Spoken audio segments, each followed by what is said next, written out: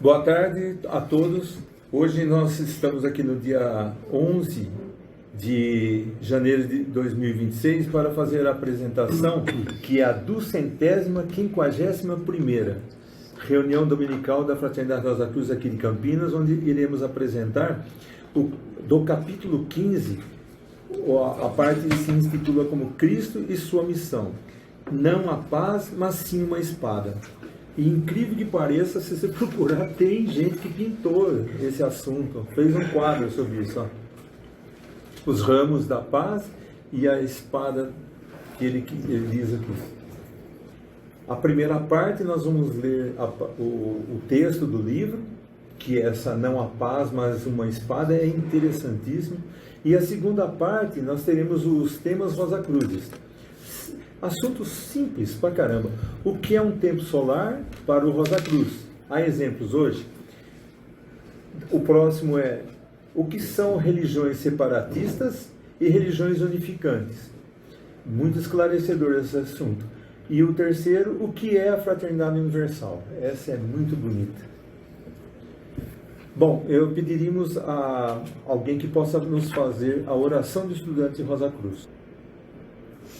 Oração do estudante Rosa Cruz.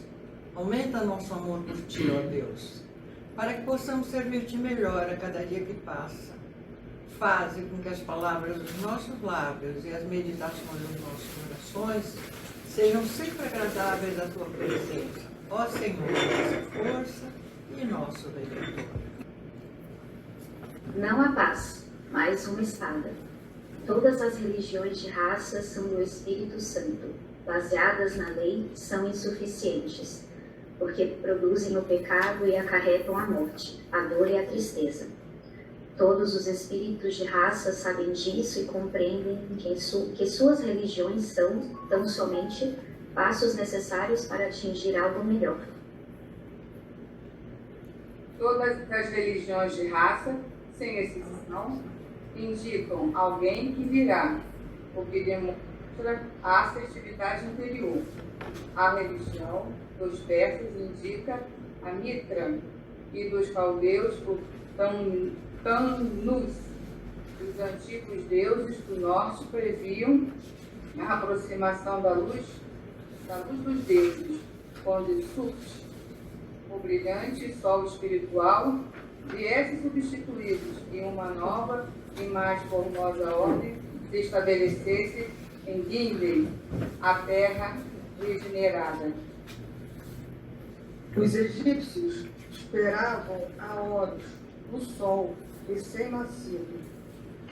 Nilhas e Talmus estão também simbolizados como órbitas solares e todos os templos principais eram construídos com frente para leste, para que os raios do sol nascente pudessem brilhar diretamente através das portas abertas. O Templo de São Pedro, em Roma, foi assim edificado. Todos estes fatos demonstram que, geralmente, era sabido que aquele que viria seria um sol espiritual, para salvar a humanidade das influências separatistas das religiões de raça. Essas religiões foram os passos necessários à humanidade, a fim de prepará-la para a vinda de Cristo.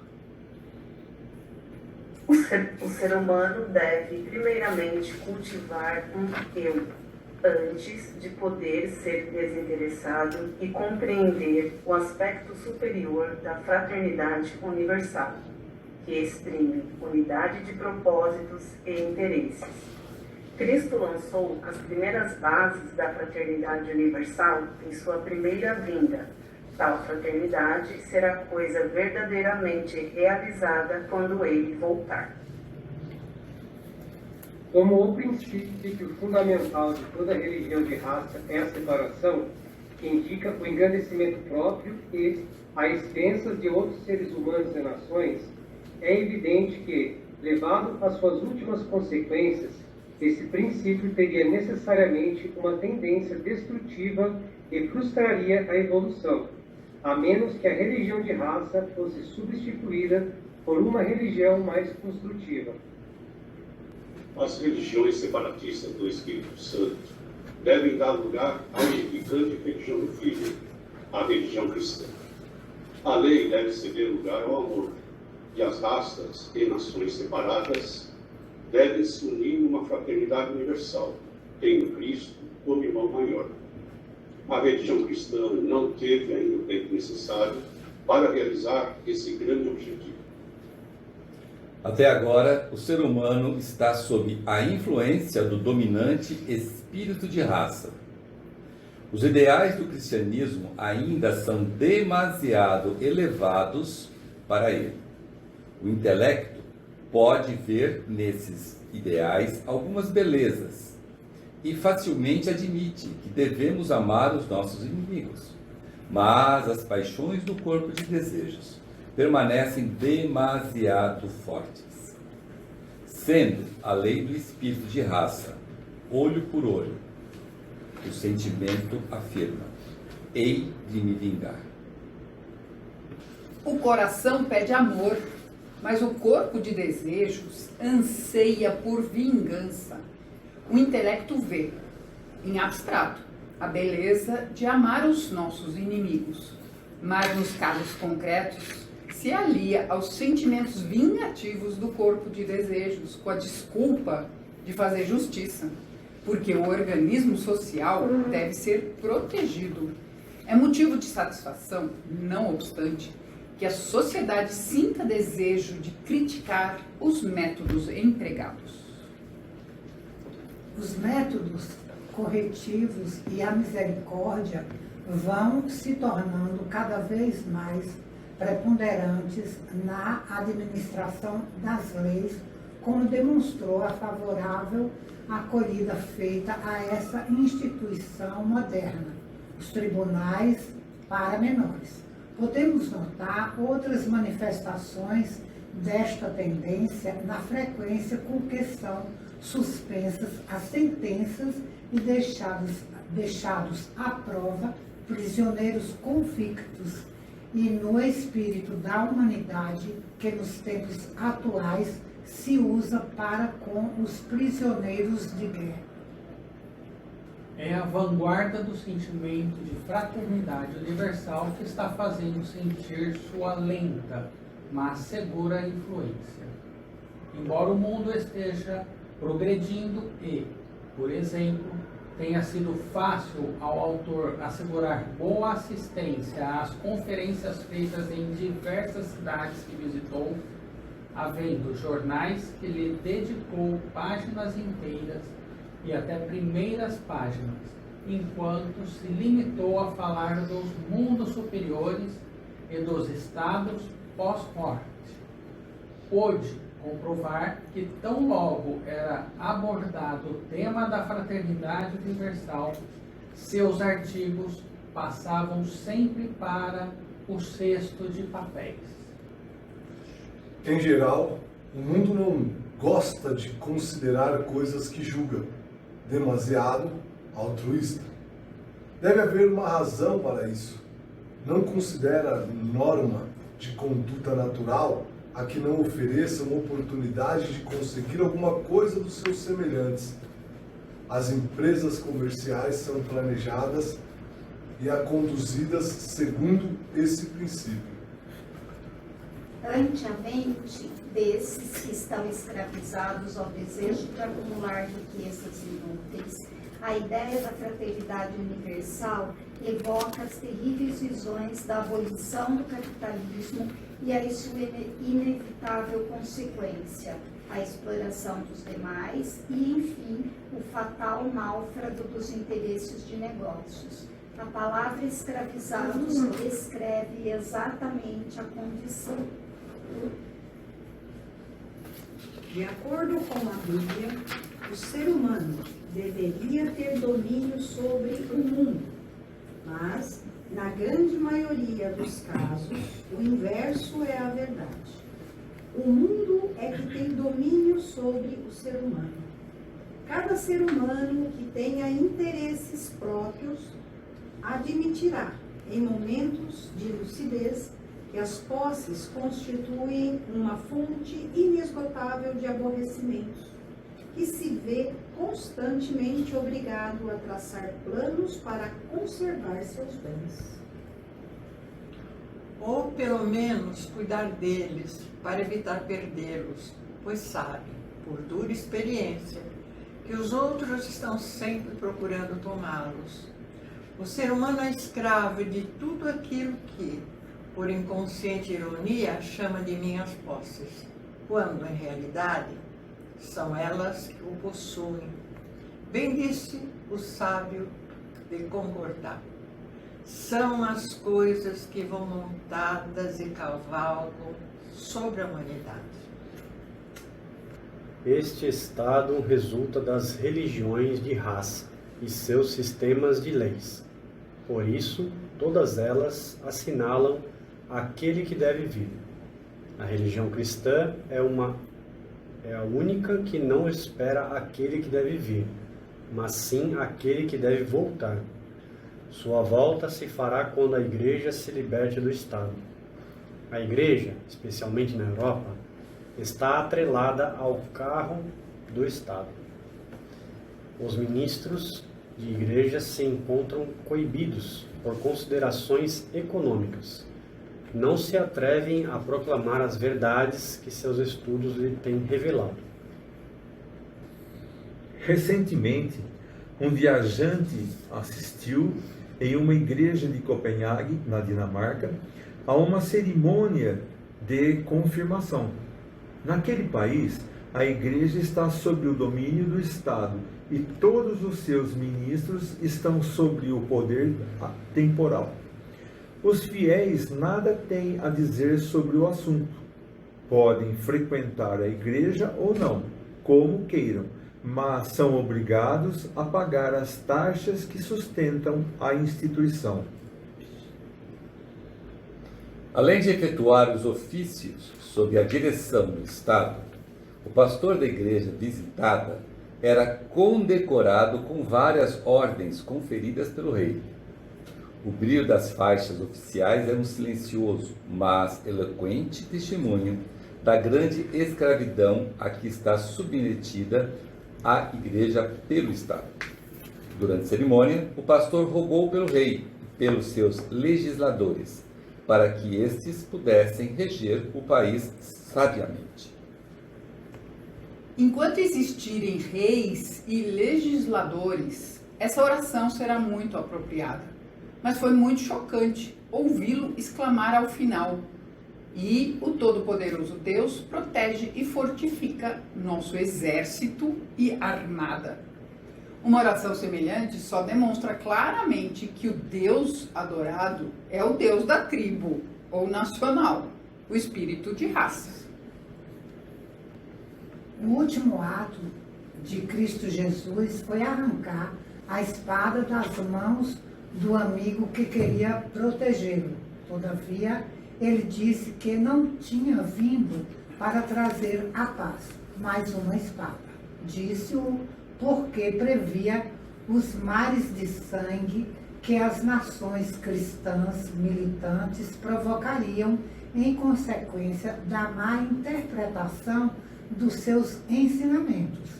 Seus elevados ideais não podiam ser imediatamente alcançados pela humanidade. São terríveis os assassínios nas guerras e outras atrocidades semelhantes, mas são também potentes ilustrações daquilo que o amor há de abolir. É aparente a contradição entre as palavras de Cristo Jesus. Eu não venho trazer a paz, mas uma espada. E as palavras do cântico celestial que anunciava o nascimento de Jesus: paz na terra e boa vontade entre os homens. É a mesma contradição aparente que existe entre as palavras e os atos de uma mulher que diz: vou limpar toda a casa e arrumá-la. E começa a tirar os tapetes, a empilhar as cadeiras, etc., produzindo uma desordem geral na casa anteriormente em ordem. Quem observasse unicamente esse aspecto poderia exclamar justificadamente: está pondo as coisas piores do que antes. Contudo, quando compreender o propósito do trabalho, compreenderá também a momentânea desordem, sabendo que a casa ficará depois em melhores condições. Analogamente, devemos ter presente que o tempo transcorrido desde a vinda de Cristo Jesus não é mais do que um momento, quando comparado com um só dia de manifestação. Aprendemos a conhecer, como Whitman, a amplitude do tempo e a olhar além das passadas e presentes crueldades e dos erros das seitas em guerra, a caminho da fraternidade universal.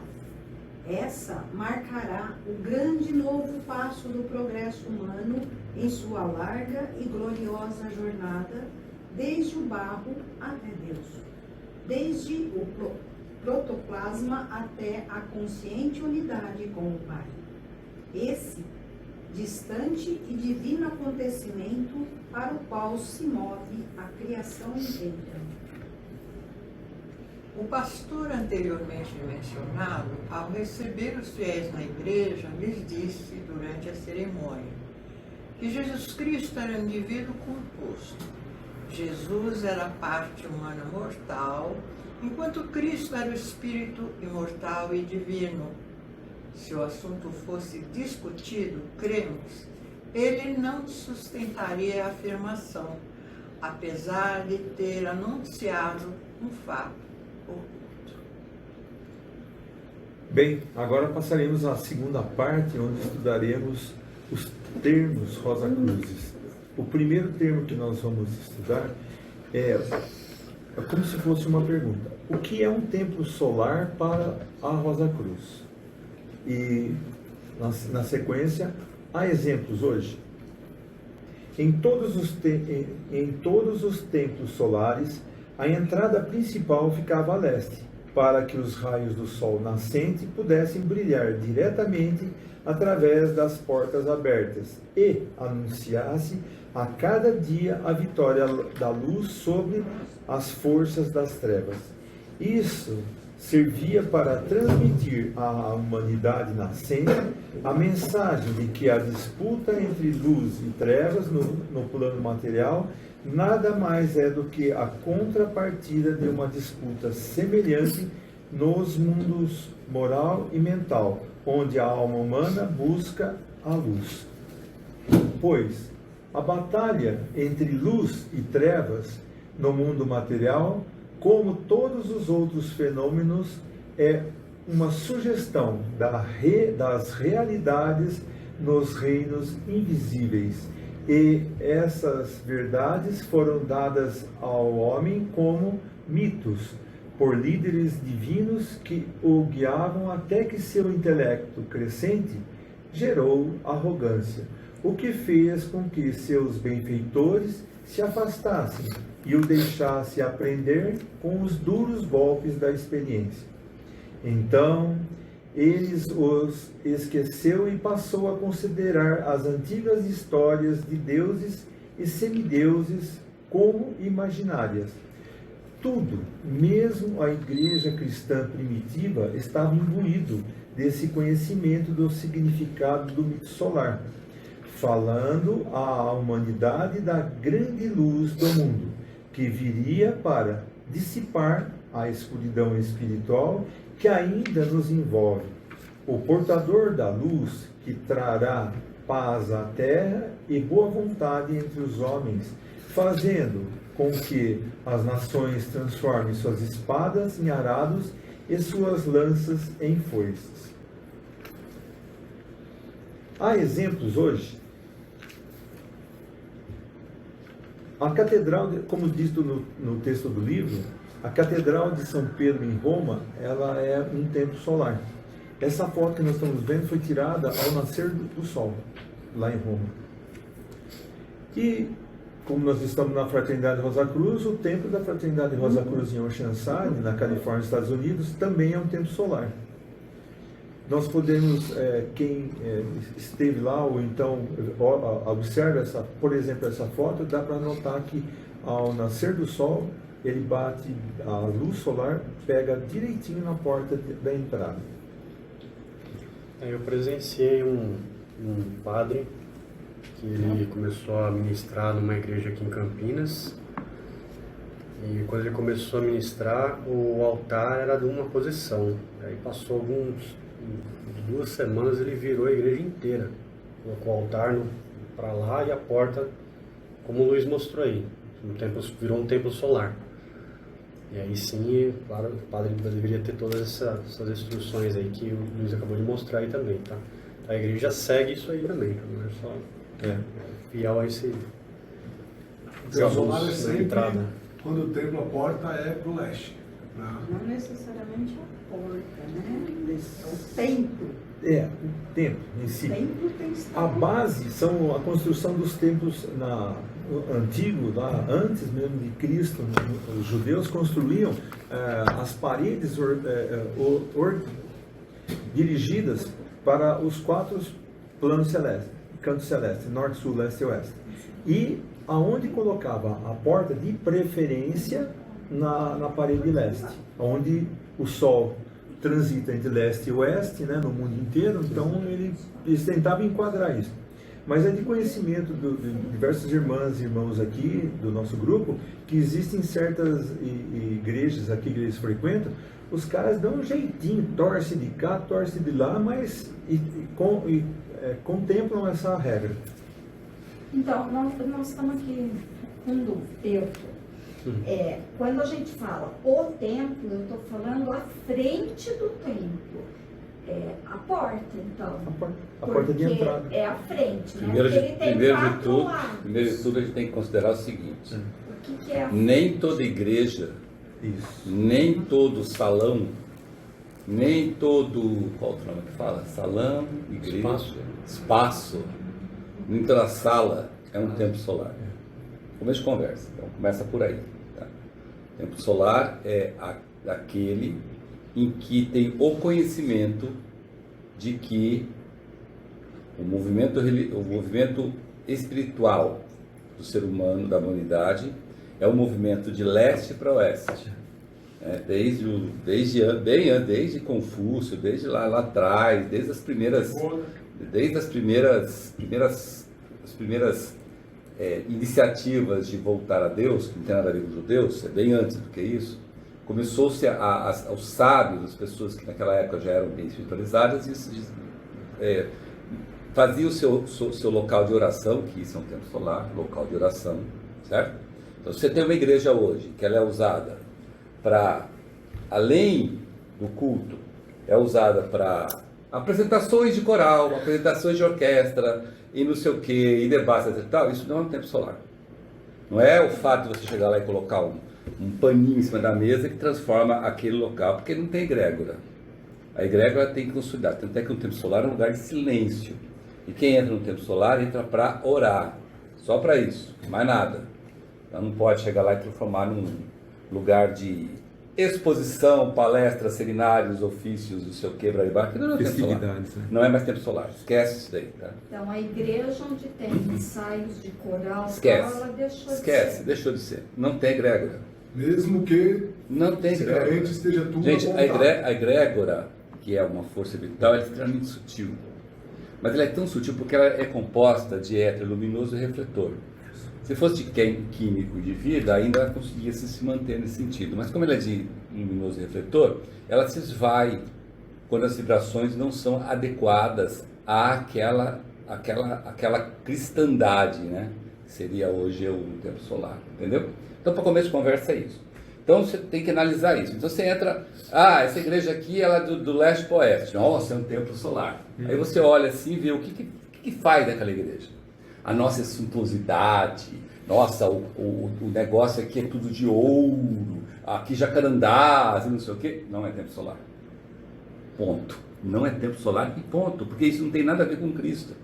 Cristo é a humildade, a simplicidade, É uma coisa de muito bom gosto, mas simples, e nada de suntuosidade. Aqui temos uma imagem do século XIII que deve valer mais ou menos uns 100 milhões de reais. Aqui temos um altar cujo valor considerado foi de 1 bilhão de reais. Não é templo solar, convenhamos, certo? Agora você pega uma igreja, qualquer, um salão, um lugar de oração. Você vê lá que ali só é feita oração, que as pessoas que entram lá entram em silêncio, que as pessoas se sentem bem lá dentro. Né? Porque quem sente bem lá dentro não quer profanar. Só profana quem não se sente bem lá dentro. E quem não se sente bem lá dentro não consegue ficar lá dentro, certo? Se não for bem espiritual. Aí você olha e fala, e é leste-oeste? Aí você tem o solar. Ah, mas tem tudo isso, mas ele não está virado para o leste-oeste. Não, é tempo solar. Ponto. O que é virado?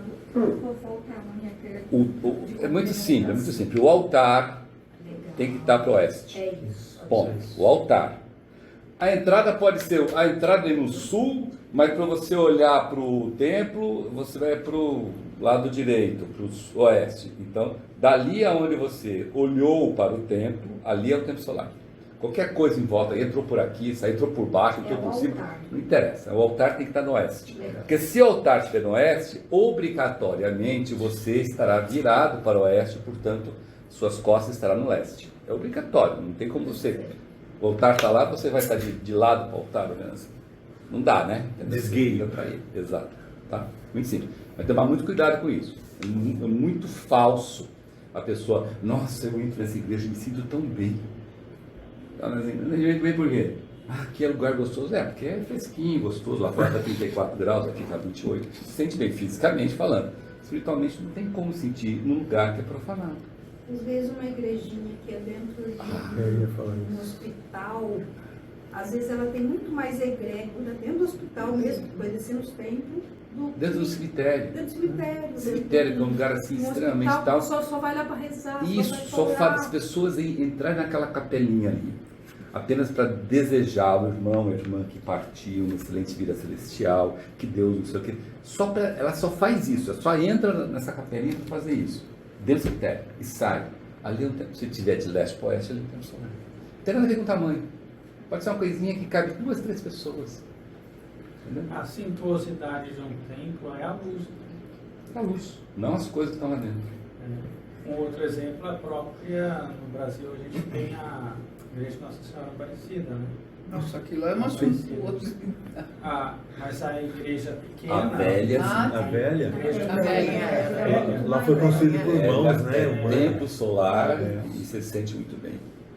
Graças a Deus, mas graças a Deus, não se faz na igreja velha o que se faz na igreja nova. Graças a Deus. Carlos, pode ter certeza que teve alguma coisa espiritual dizendo o seguinte, ó, poupe lá, faça lá. Que dá uma resposta. Carlos, um coral como a gente assiste... Tanto é que os milagres atestados são na igreja velha. É certo. Então, um coral como a gente assiste com música religiosa, mesmo assim ela está impedindo que aquele ambiente... Sabe, como a gente assiste, até lá onde vocês moram, lá tão bonito aqui. Tá. Magali, é o seguinte, vamos ao coral. Vou fazer um ensaio de coral dentro da igreja. É o ensaio, não é o coral. Vamos fazer um ensaio. Lá. Ô, tá desafinado. Porra, mas vocês são burros, tá desafinado. Dentro da igreja. Isso mantém a egrégora ou não, Ângela? Não. Entendeu, Magali? Não mantém. Mesmo um colega chamando a atenção. Carlos, uma pergunta, por exemplo. Me recordo assim, bem vagamente, na época do catecismo. É complicado, né? Que tinha um espaço que tinha que ter uma luz vermelha, esqueci, tem um termo que se utiliza, a igreja católica utiliza, que tem uma luz vermelha, que ali é um lugar onde você só entra para orar. Sacristia. É quando você tem aí a igreja católica. Sim, então, usando como esse exemplo, depois a gente expande para os outros. Se eu tenho um espaço, usando como exemplo a sacristia, tenho todo o palco ali que faz o coral, que faz todo a salada mista, mas eu tenho um espaço específico só de oração, eu consigo ter essa egrégora ou não? Não. Consegue porque é justamente o seguinte, ele tem que usar o todo ali. Não adianta você colocar um espaçozinho pequenininho, porque ele está contaminado pelo espaço maior. Porque, veja bem, o éter ainda está no mundo físico. Se ele está no mundo físico, ele sofre a pressão de distância e de tempo. Concorda? Então, ele é envolvido por aquilo ali. Você tem ali um espaço pequeno, onde tem bastante éter luminoso e refletor. Agora, esse espaço é enorme, que não tem heterorefletor, nem luminoso, tem o químico vital, e o de vida tentando manter aquilo lá. Ele vai invadir aquilo ali. O maior invade o menor. A lei da difusão. É. Complicado, é difícil.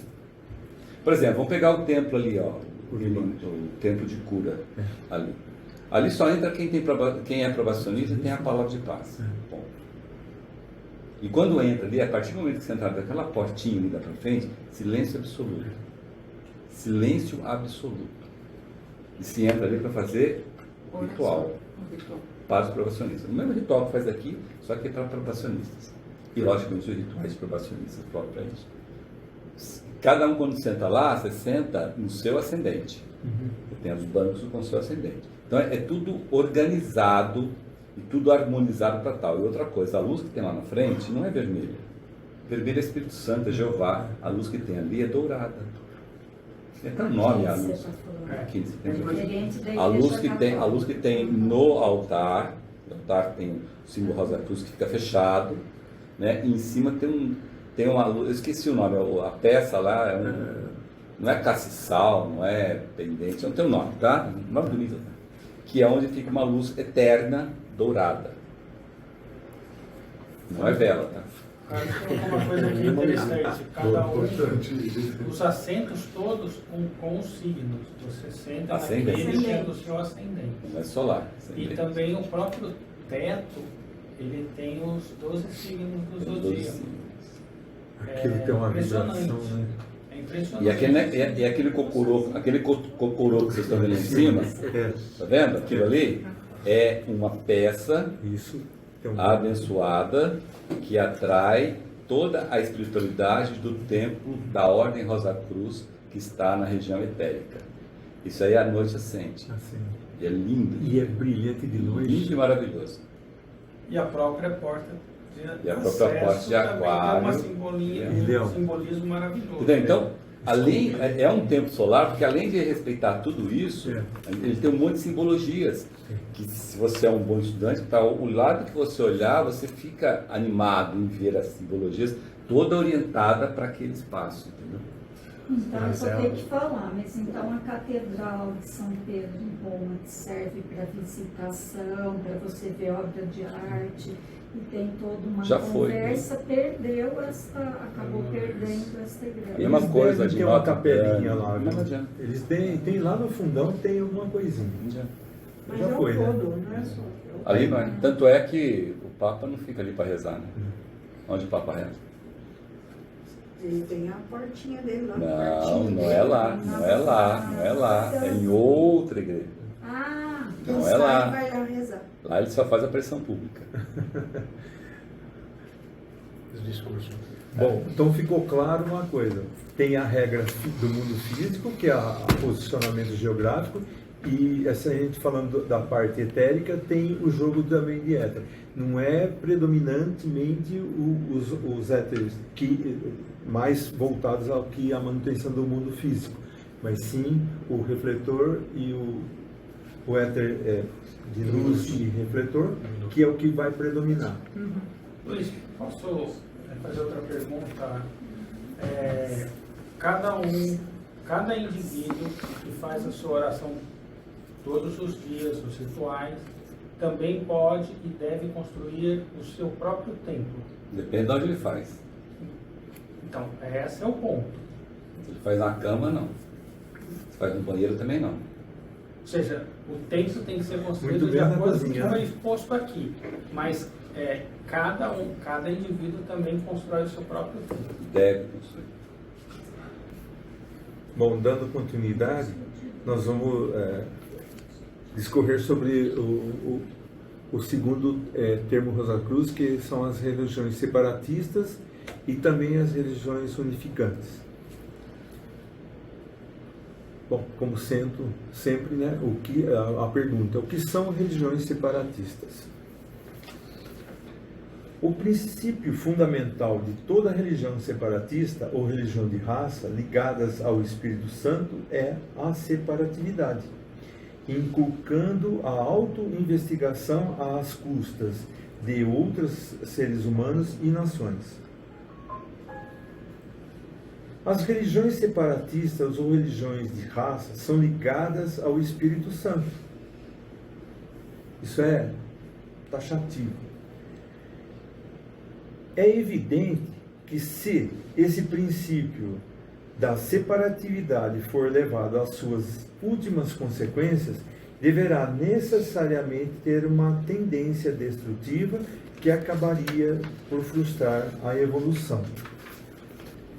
Bom, então fica claro que a regra básica deles é separatista, com uma finalidade bem específica, que é para elevar ao máximo a individualidade do ser humano. As religiões de raças, bom, elas e raça e separatista, raça de tribo, de nação que eles falam, todas elas são ligadas ao Espírito Santo, que é coordenado por ele, é o trabalho que ele veio fazer aqui. Leva-se em consideração que muito daquilo que nós estamos no Oriente do mundo atual ainda é regido pelo espírito de raça. E, teoricamente, aqui na América, ou então no mundo ocidental, ele já é regido pelo Cristo. Ou deveria.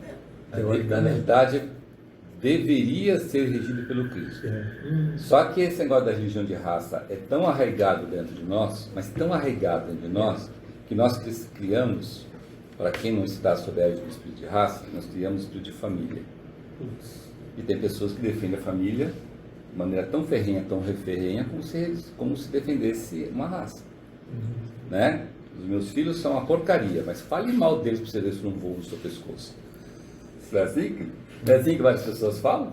Não é? Ou aquilo que eles falam assim, o único que tem direito de falar mal do meu irmão sou eu. Isso. Você, se você fala alguma coisa, você apanha. Então, esse espírito de família. E o que está acontecendo hoje, dá para vocês olharem, está bem claro isso, que a religião de raça, ela está tão arraigada ao ser humano, que na época, lembra que na época das religiões de raça, os reis e os líderes eram reis e líderes pela graça de Deus, porque eles eram ungidos e abençoados pelo espírito de raça, daquela raça. Então, o arcanjo X lá é que nomeava quem era o rei, quem era o líder, e o rei e o líder obedecia totalmente, se não fosse burro, né?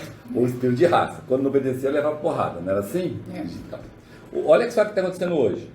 Isso é uma coisa muito interessante para o ser humano que gosta de ser chefe, que gosta de ser bajulado, que acha que é todo poderoso, que acha que pode com tudo, não é verdade? Então, o espírito de raça se afastou dessa pessoa, ou desse povo, ou dessa raça, mas o Cristo não entrou. Então, o que acontece? Como ele se afastou, porque ele não tem mais necessidade de tê-lo, mas o Cristo não conseguiu entrar, porque aquela raça, aquele povo não quis. O que está acontecendo com esse povo? Criou o espírito de raça. Entendeu? Então, hoje, vários povos são assim, endeusa o seu líder, o seu chefe, o seu tal, como se aquele cara fosse ungido pelo espírito de raça, e não é. E aí o cara, com toda aquela astúcia atlante, de achar que é todo poderoso, faz o caramba quatro. Como está acontecendo isso hoje? No Ocidente isso está acontecendo, não é no Oriente, não é no Ocidente. Nós estamos vendo isso, está claro isso para a gente, não é verdade? Né? Para vários povos. É só nos Estados Unidos? Não é só nos Estados Unidos, não. Não é só nos Estados Unidos, não. É em vários lugares, em outros países também. Né? Deus queira que aqui nunca aconteça, mas em outros países está acontecendo isso, do Ocidente. Então cria-se o espírito de raça. O que acontece com esse povo que está acontecendo isso? Ele vai atrasar, porque ele está sem líder, está sem líder. O líder deveria ser o Cristo, mas o Cristo não entra. E a maioria do povo não deixa ele entrar. É sempre assim, né? Se está acontecendo uma coisa no povo, a culpa é do povo, a culpa não é da pessoa. Mas aquela pessoa... tira aquela pessoa de lá. De uma forma ou de outra. Dá para tirar, não dá? A história já mostra como se tira. Já se tiraram várias pessoas de várias maneiras. Desde a mais ignorante possível, que é o assassinato, até a mais branda possível, que é através da democracia. Por que não tira? Não tira porque tem muita gente ganhando dinheiro. está uma situação mais cômoda ainda, certo? Quando não está cômoda, parte para porrada, não é assim? Né? Então, é isso que o Luiz está mostrando. As religiões separatistas, elas deveriam deixar de existir, mas elas não deixam de existir porque ainda existe essa necessidade evolutiva desses irmãos, né, e irmãs sofrerem, porque sofrem, né? Mas como diz o livro de Jó, acostuma-se a viver no meio de espinhos e acha que está tudo legal. O que é interessante que a gente está falando de raça, de religiões e tal coisa, mas o problema está nas pessoas, elas querem viver desse jeito. Porque, de alguma gente, forma, o que eu já vi de colegas meus, homens e mulheres, dizer que ele, se pudesse, morava na China, porque a China é um país maravilhoso, é muito bom lá, nossa, é fantástico. E outros falam assim, nossa, o melhor lugar para morar é Abu Dhabi. Dubai, então, aí você olha para aquele irmão e fala, meu pai do céu. O que ele está fazendo aqui? Jesus amado, Maria José, o que está acontecendo com essa pessoa? É digno de compaixão. Né? Porque falar desses lugares, lugares lindos, para viver, mas nem para visitar como turismo. Imagina viver. Né? Só um parênteses, esses irmãos e irmãs não são cristãos, tá?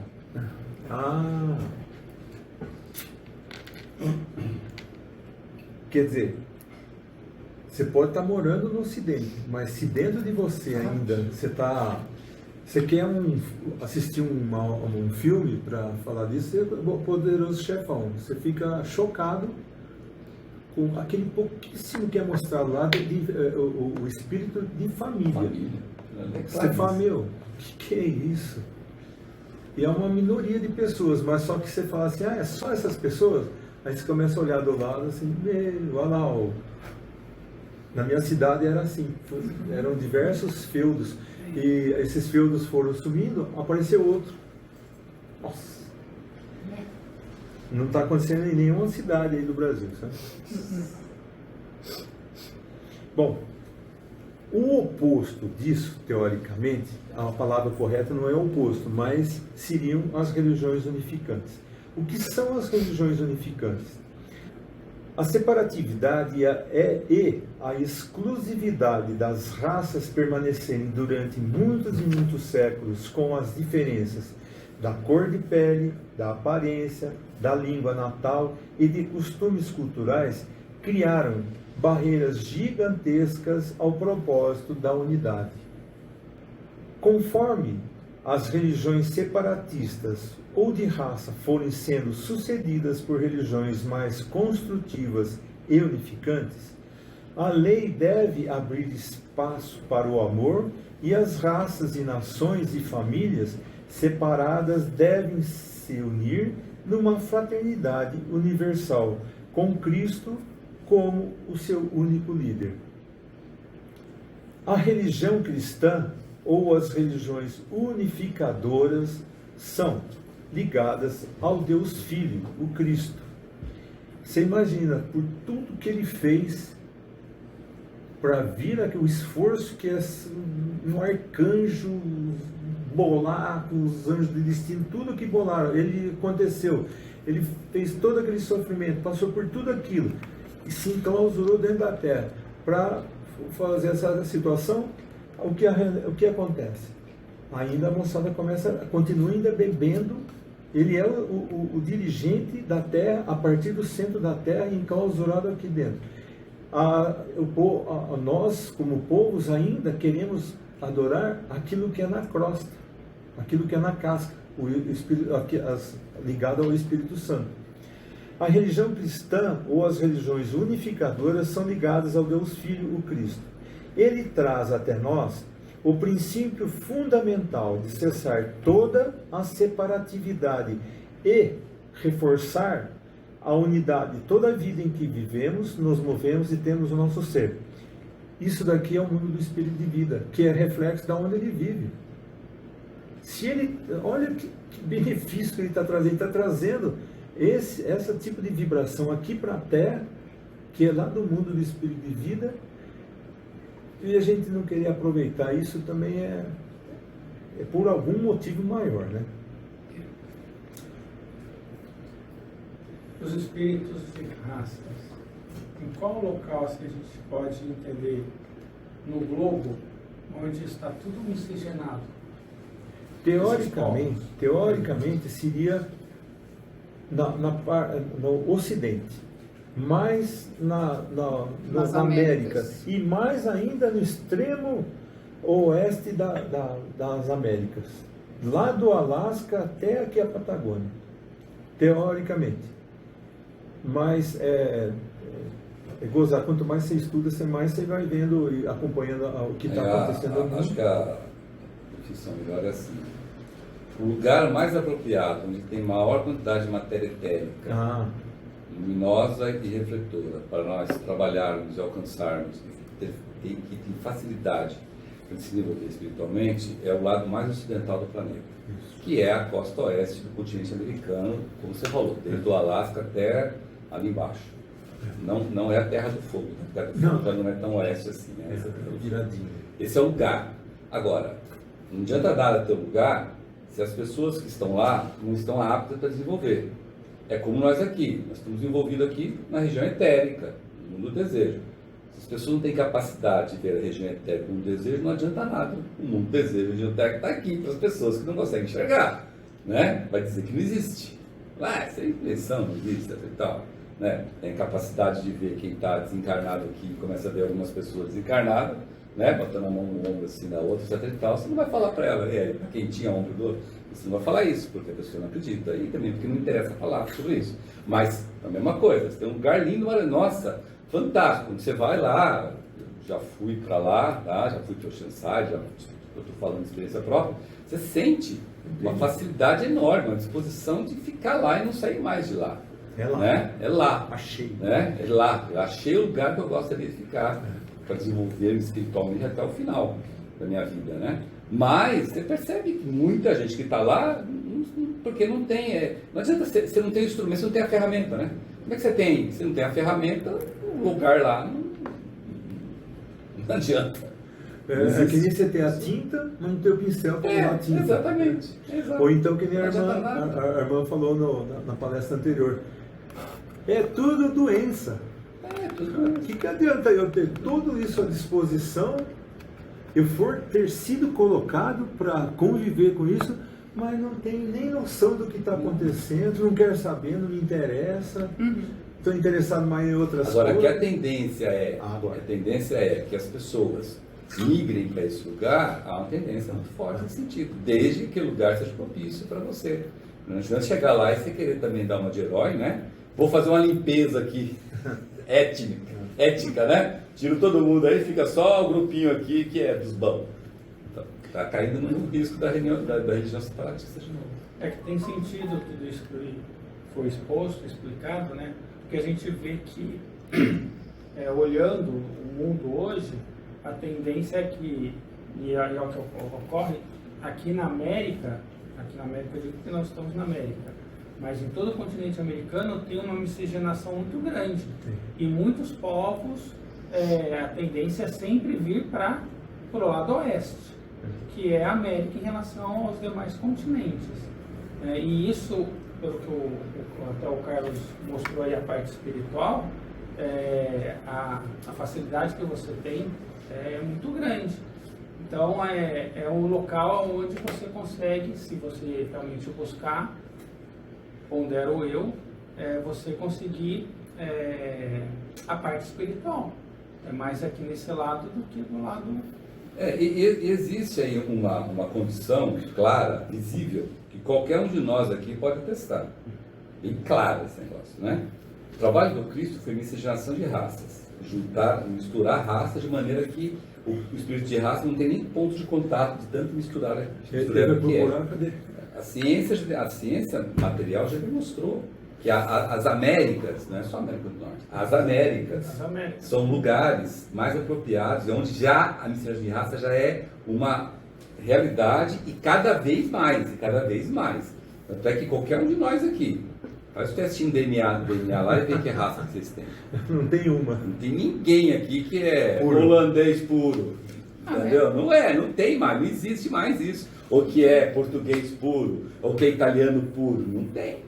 Entendeu? Tá todo mundo chega lá, ó, é 10% de quanto? 15, 20, não sei das quantas, 2% não sei das quantas, aí tem 1% de holandês, entendeu? O resto é todos nós aqui. Estou falando só da ele, não, todos nós aqui somos assim. O que demonstra na parte visível, corroborada pela ciência material, de que nós estamos num lugar da Terra, do Ocidente, que está, né, tornando realidade um dos itens que Cristo, que é a miscigenação de raça. Porque a miscigenação de raça leva à fraternidade. Leva à fraternidade. Era esse o ponto que eu realmente queria chegar. Porque se a gente observar, isso está corroborado. A palavra que você usou aí corroborou. A própria nação aqui no continente latino-americano é tão forte essa miscigenação que você nem consegue dizer que você é americano, se você é europeu, se você é asiático, porque aqui em um lugar só você é uma coisa só, você não é lá chinês, mas se você vive aqui, nasceu aqui, você pode ter a expressão física, mas então o latino-americano, em qualquer lugar que for, ele é um... Até essa é uma coisa interessante que eu estou estudando. Olhe bem para as crianças asiáticas, chinesas, japonesas, tailandesas, taiwanesas e muitas outras que vêm para cá. Olhe para as crianças, pequenininhas crianças. Observe bem elas, o comportamento delas, o jeito que elas se comportam. É americano. Não é... O continente americano, não é mais daquele lado lá. E dança conforme aqui, bota a roupa igual, tem uns que andam já parecido, as menininhas já paqueram os menininhos, entendeu? Os pré-adolescentes, adolescentes. Igualzinho aqui, igualzinho qualquer um de nós aqui. As crianças, que ainda não tem corpo de desejos, né? E se ela, obviamente, a gente sabe disso pela Fernanda da Cruz, se esses hábitos cultuados por ela, do 0 ano aos 14 anos, que é esse hábito de miscigenação, se realmente continuar, os 14 em diante ela é miscigenada, não tem mais esse negócio do tipo, sabe? Não, quer casar com quem ela achar que vai casar, e não necessariamente com outro asiático, outro chinês, outro japonês. Carlos, eu estava lembrando, eu acho que semana passada nós falamos um assunto desse tipo. Nós estamos falando quer dizer, lá o extremo, o lado ocidental lá é mais propício fisicamente, mas a gente conversou, as coisas me voltou agora. Se a gente pegar a cidade de São Paulo, eu sou oriunda de lá, eu sei. Gente, é japonês, é árabe, é italiano, veio ter um mexicano, agora tá. E não falta nada lá. E todo mundo vive muito bem, obrigado. Lá o baiano adora comer comida japonesa, e a gente se dá muito bem. A miscigenação ela foi necessária para quebrar com isso, mas o interior é que comanda, porque nós ainda temos uma tendência em estar num local totalmente miscigenado e construirmos comunidades específicas de cada país. Vai aos pouquinhos, demora. A colocação é a seguinte: a miscigenação de raças é necessária, mas longe de ser suficiente. Ela é necessária. Isso. A partir da miscigenação, o próximo passo é a adoção do cristianismo. Sem miscigenação é impossível tornar cristão. É impossível. Não adianta.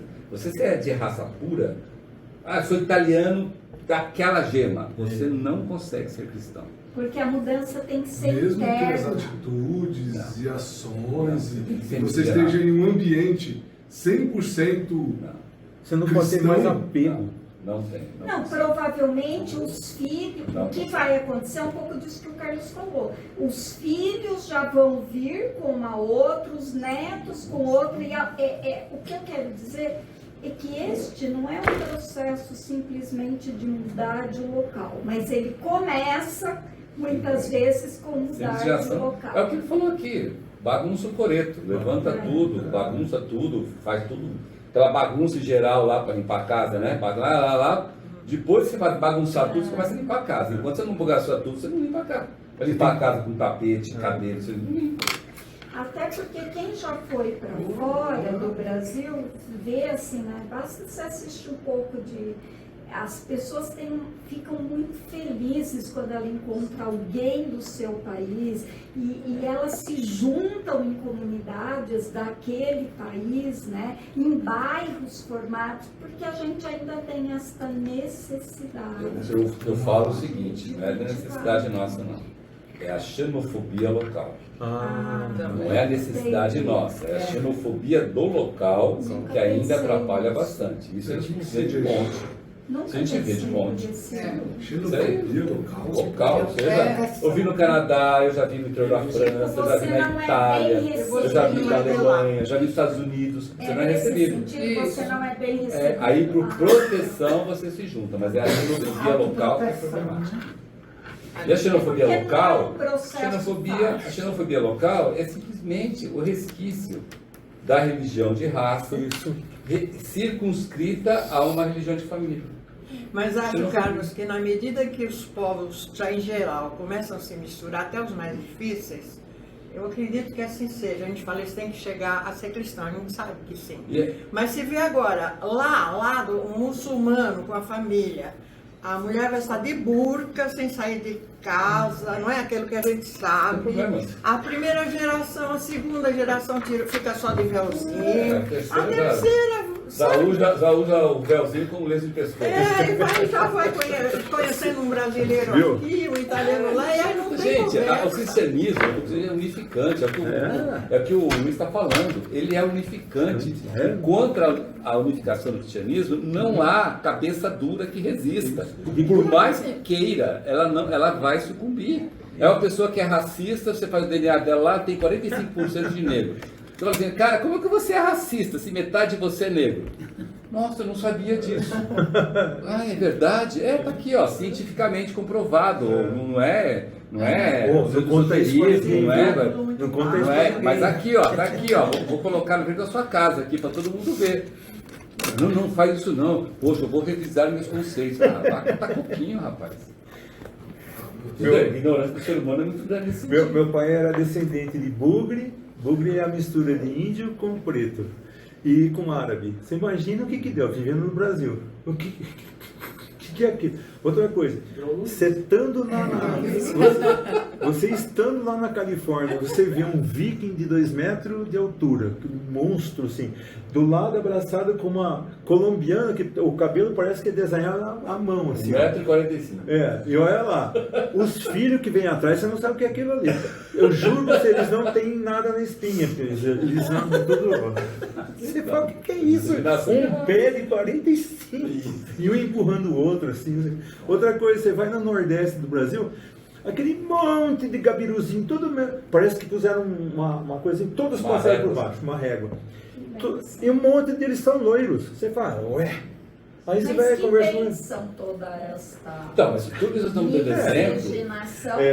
Estamos dando exemplo do poder do cristianismo. Nossa, é isso que é o pulo do gato. Independente da teimosia do ser humano. É isso. É isso que eu estou dizendo. Eu frequentei uma classe de aula e, tirando eu, todos, ou era do Vietnã, Coreia, do Japão, Tailândia, Taiwan, todos asiáticos, de diversas nações asiáticas. Só tinha eu, distinto, que não era do Oriente. E lá em Los Angeles. Não tem jeito, cara. A minha filha ela foi visitar o noivo dela na Arábia Saudita. Daí eles pegam e vão para Dubai. O Santos dele é Dubai. Aí chega em Dubai, as mulheres fazem o quê? A primeira coisa, pega o hijab e joga fora. Ela falou assim, então um local lá é tudo no chão. E outra coisa, tira aquelas roupas e compra shorts de jeans, estilo desse que usa no Brasil, que aparece metade da polpa, assim. Ela falou assim, ué, se liberta. No aeroporto, chegou, pôs um pé fora, assim, estão lá por pressão, né? Não é aquilo que elas querem. Aí eu falei para ela, Samanta, é o seguinte, o que a mulher mais quer é a sua independência. Não tem jeito. É o que todo país quer. Ela Outra falou assim, coisa que você pai, vê, mas lá é povos- demais. Povos eslavos, Acabou. aqui também no continente americano e o próprio Brasil está recebendo uma quantidade enorme dessas pessoas que estão vindo de lá para cá. Da Rússia, elas vêm ter neném aqui no Brasil, aí fala, como é que é? Eu falei para marido que depois que criança nascer, nós vamos voltar para a Rússia. Aí o marido falou assim, não, eu arrumei um emprego aqui, eu sou digitador, não sei o que lá, faço programa aqui pela internet, não precisa mais. Então, o marido falou assim que não quer mais voltar para lá. Você fala, meu, a outra síria lá que eu conheço, ela falou assim, marido, vamos embora. Não, o Brasil não é um país para nós. Tá bom. Aí o marido falou assim, achei um local para comprar, é comida síria, todos os para você preparar comida síria para vender. Aí ela começou a vender comida síria por encomenda. Você vai voltar? Não, eu falei para o marido que não volta mais. Sabe? Não tem jeito, cara. Arrebenta tudo. É incrível como o cristianismo, quando pega na pessoa, é que nem uma senhora crente falou para mim, ela falou assim, pro filho dela, olha, toma cuidado com a água benta, porque se cair em você, você já vai ficar meio assim diferente, tá? Bem, nossa, o que é isso, cara? Nunca ouvi isso. Bom, é bacana, pegou o cristianismo, não tem jeito. Bom, nós vamos estudar agora. Esse tema é a coisa mais linda que eu já vi. O que é a fraternidade universal? Enquanto amarmos somente a própria família ou nação, seremos incapazes de amar aos demais.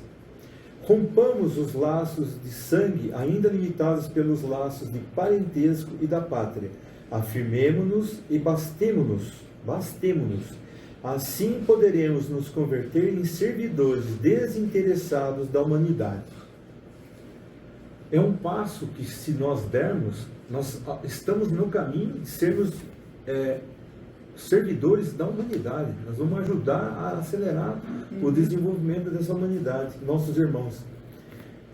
A vinda de Cristo preparou o caminho para a emancipação da humanidade, para libertá-la da influência dos espíritos de raça e de família, unindo toda a família humana numa fraternidade universal. Eu estou meio desconfiado que o nego, quando percebeu isso, falou assim, mata esse cara ainda, pendura lá e extingue ele, porque caiu a ficha de quem era o dirigente na região lá, né? Eles não querem fraternidade universal. Quem manda aqui sou eu, cara, vou manter meu status.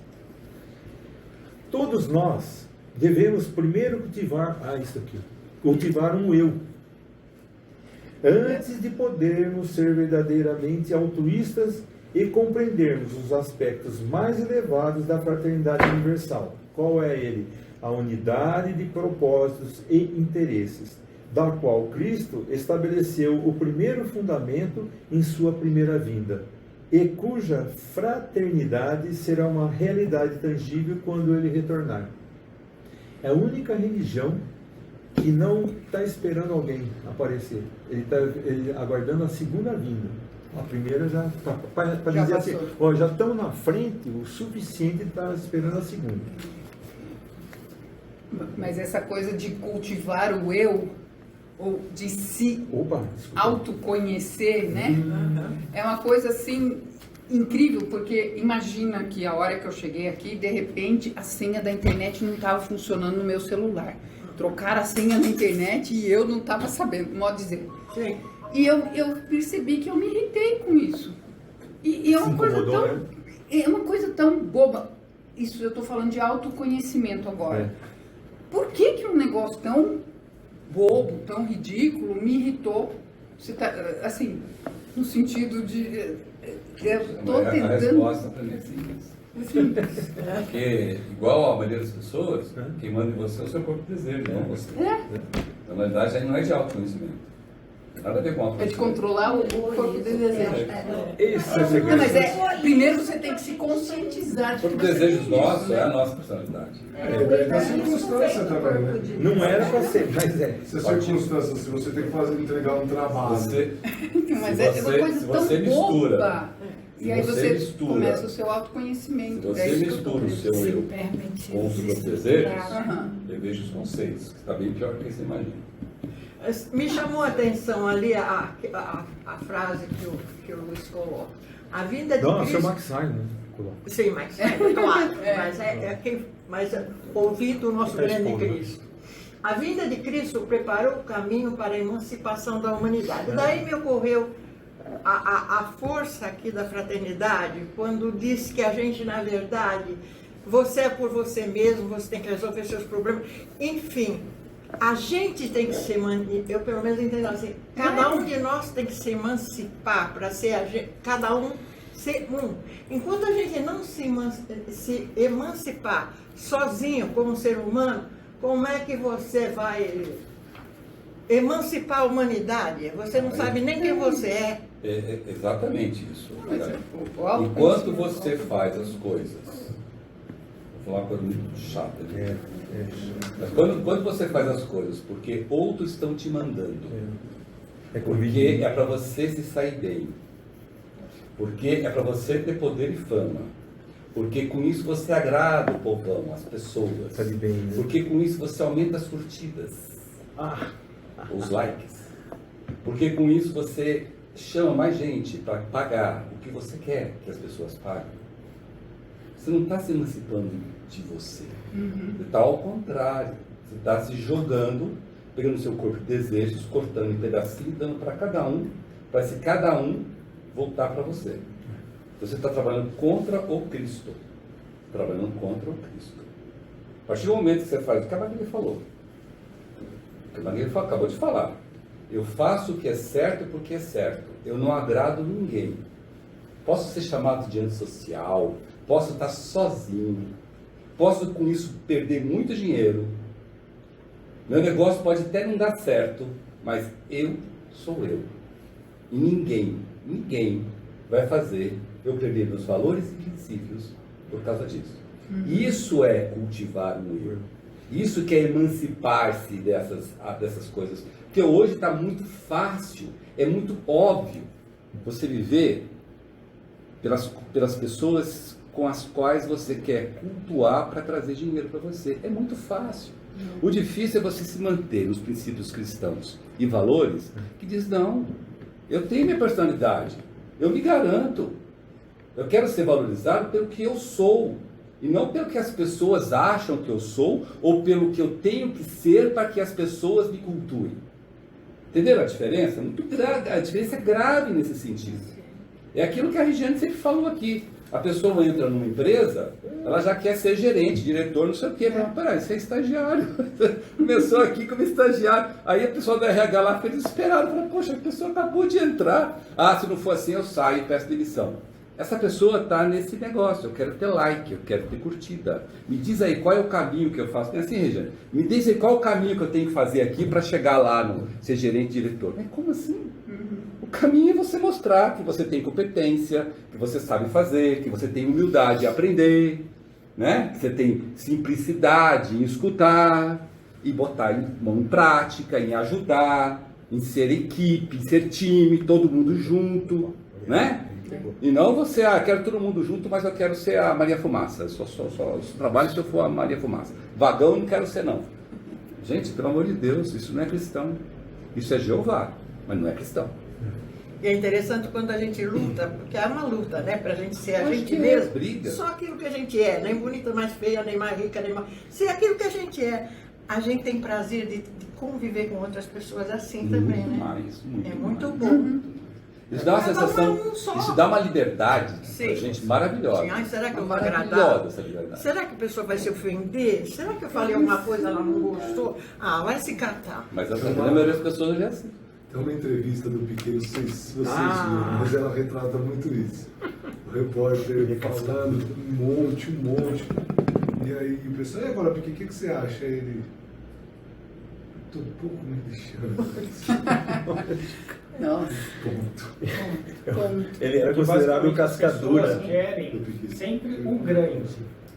Agora, a gente se esquece que só da gente estar aqui, a gente está impactando uns aos outros. Sim. E se nós não passarmos pela prova pequenininha,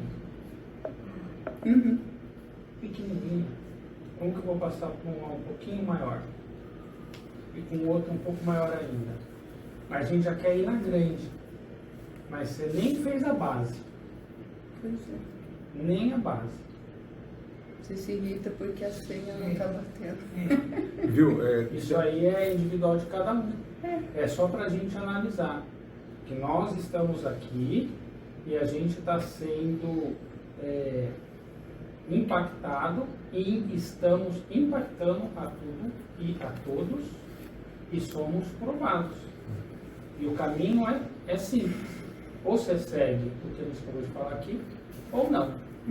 E a colheita é certa. Esse cultivar o eu, a palavra do inglês não dá cultivar, mas eu acho que a palavra mais apropriada no português foi o cultivar. Mas é o seguinte, é proposto esse assunto, cultivar o eu, primeiro, hein? Meditar diversas vezes sobre esse assunto, se for possível, quanto for possível, ele vai abrir, você vai procurando assuntos correlatos e experiências de pessoas. Se eu não estou enganado, dentro dessa palavra fraternidade universal, Thomas Paine elucidou de maneira maravilhosa. O que ele diz? Eu não quis colocar porque começou a ficar extenso o negócio. Basicamente que o mundo é a minha pátria. Fazer o bem é a minha religião. Fazer o bem é a minha religião. E os alquimistas já falavam lá, muito antes do Cristo, que o meu trabalho seja a minha oração e que minha oração seja o meu trabalho. Sabe? Não é orar pela humanidade mesmo. Continuamente. Porque se ela melhorar, eu também estou dando uma melhoradinha. Tudo que a gente falou, a gente ora para quem? Como que foi essa? Fala de novo, perdão. Da oração e trabalho. O meu trabalho, a gente está acostumado a trabalhar, pegar seja a minha oração. Que a minha oração seja o meu trabalho. Ore e labore. Ore e labore, et labora. Quem que é essa frase? Isso não tem. Não? Isso é a perder de vista. Bom, agora, como resumo, né, dessa fraternidade universal, Cristo, nos seus 3 anos de ministério aqui na Terra, demonstrou que somente de dentro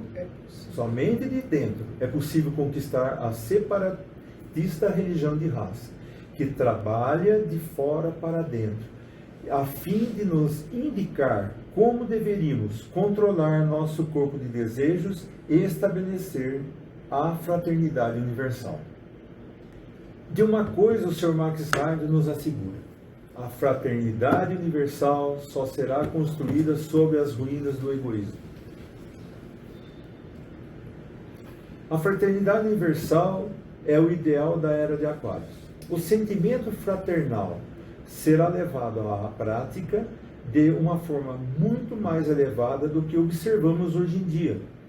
Haverá uma ética, estética e espiritual irmandade, do qual todos serão partícipes e ninguém, mas ninguém, parecerá se encontrar abandonado. Está vendo que é uma impressão nossa? Isso foi o que ele acabou de falar. Mas é uma impressão que nós vamos ter das pessoas. Ela não parece abandonada. Ela está junto. E essa daqui é muito bacana. No cumprimento que os estudantes Rosa Cruzes fazem uns aos outros, que as rosas floresçam em vossa cruz, está implícito o princípio fundamental da fraternidade universal. Somente de dentro de nós é possível controlar nosso corpo de desejos e estabelecer a fraternidade universal. Para mim, essa é uma frase de que eu deverei estar refletindo sobre ela todos os dias desse próximo ano. Né? Porque é a conquista das menores situações, como disse Ellen aqui. Né? Me irritei porque a senha não bateu. Não é... Que, aliás, Max Sendel, né, fala, não se preocupe com grandes passos, dê pequenos passos. Né? Então, isso aí é no miudinho mesmo, é ali de você com você, ter esse critério, esse olhar minucioso e apurado. Degrau por degrau. Degrau por degrau. Passo por passo. Edson, por favor, pode falar. Ele gosta. Esotericamente falando, um X, eu posso simplificar em termos de quem quiser vir após mim, pegue sua cruz e siga-me. E o conceito Rosa Cruz destrincha essa cruz completamente. Esotérico com S. Com S. Com X, externo. Com X a pessoa não chega a esse nível. Que a hora que você fala... Desculpa, eu falo com X para citar a Bíblia, mas o esotérico com S em relação ao conceito. O esotérico, a pessoa do cristianismo popular, que trabalha com esotérico com X, quando fala assim, pega a sua cruz e siga-me, ela acha que deve pegar todos os seus problemas, suas mazelas, não sei o quê, colocar nas costas e seguir ao Cristo, dizendo, olha como eu sou, meu fardo é pesado, não sei o quê. Tá. Isso é esotérico com X. Esotérico com S, quando pega essa frase, né, tome sua cruz e me siga, ele não vai pegar esse fardo pesado, ele vai pegar as dificuldades que ele tem para seguir. É isso que é a dificuldade dele. Então, tipo assim, pegar a minha cruz, sua cruz e seguir, para um esoterista com S, é simplesmente começar a dominar seu corpo de desejos. Entender que, se ele não conseguir dominar o corpo de desejos, ele não sabe nem qual é o tamanho da cruz. A cruz não é o fardo, a cruz não são as dívidas, não são as lições. Isso não é cruz. Isso é necessidade para você caminhar. Aliás, transformar as suas dificuldades em pedras para você fazer o seu caminho, esse é o segredo do esoterismo com S. Entendeu? Então, a cruz é a incapacidade sua de não controlar os corpos de desejos, ou seja, você viver sobre o corpo de desejos. Isso é a cruz. A partir do momento que você começa a dominar o corpo de desejos e dizer, eu sou eu, porque eu quero ser eu, e nada, nem ninguém, nem dentro de mim, nem fora de mim, vai impedir de eu ser o que eu sou, aí eu estou pegando a minha cruz. Aí eu consigo seguir o Cristo. Mas enquanto eu não fizer isso, eu não sigo, porque sempre eu vou dizer que a culpa é do fulano, que a culpa é do ciclano, que a culpa é do fardo, que a culpa é tal. Eu não saio do lugar esotericamente com S falando. Com X você sai do lugar? Vai sair do lugar, mas não para o Cristo. Vai sair do lugar para outro canto, mas não para o Cristo. Mas o Cristo, ele é paciente, ele espera. Ele sabe o que ele fez. Ele é amoroso. Ele é amoroso, ele espera. Ele falou assim, não, dá um tempo que esses caras vão entender direitinho. É só questão de tempo. A lei do renascimento, a lei de consequência, está indo para ajudar. Na engenharia tem uma coisa, eu não sei quando que vai ser, mas que vai ser, vai. Vai ser, vai. Isso é questão de tempo, mas do tempo... Bom, então, novamente, que as rosas floresçam em vossa cruz, e eu pediria que esse é o fim. Então, nós fizemos a 251ª reunião dominical de estudos, onde apresentamos o título Não a Paz, mas uma Espada, da divisão que está escrito como Cristo e sua missão, que é o capítulo 15. Nós apresentamos os termos Rosacruzes, o que é um templo solar para os Rosacruzes, e há exemplos hoje. O que são religiões separatistas e religiões unificantes. Isso pegou para nós. E o que é fraternidade universal? Essa é dentro de nós, não é de fora. E fim para todos aqui. E agora a oração Rosa Cruz de encerramento. Oração Rosa Cruz. Não te pedimos mais luz, ó Deus, senão olhos para ver a luz que já existe. Não te pedimos canções mais doces, senão ouvidos para ouvir as presentes melodias. Não te pedimos mais força, senão modo de usar o poder que já possuímos. Não mais amor, senão habilidade para transformar a cólera em ternura. Não mais alegria, senão como sentir mais próxima essa inefável presença, para dar aos outros tudo o que já temos, de entusiasmo e de coragem. Não te pedimos mais dons, amado Deus, mas apenas senso para perceber e melhor usar os dons preciosos que já recebemos de ti. Faz que dominemos todos os temores, que conheçamos todas as santas alegrias, para que sejamos os amigos que desejamos ser, para transmitir a verdade que conhecemos, para que amemos a pureza, para que busquemos o bem e com todo o nosso poder possamos elevar todas as almas, a fim de que vivam em harmonia e na luz de uma perfeita liberdade.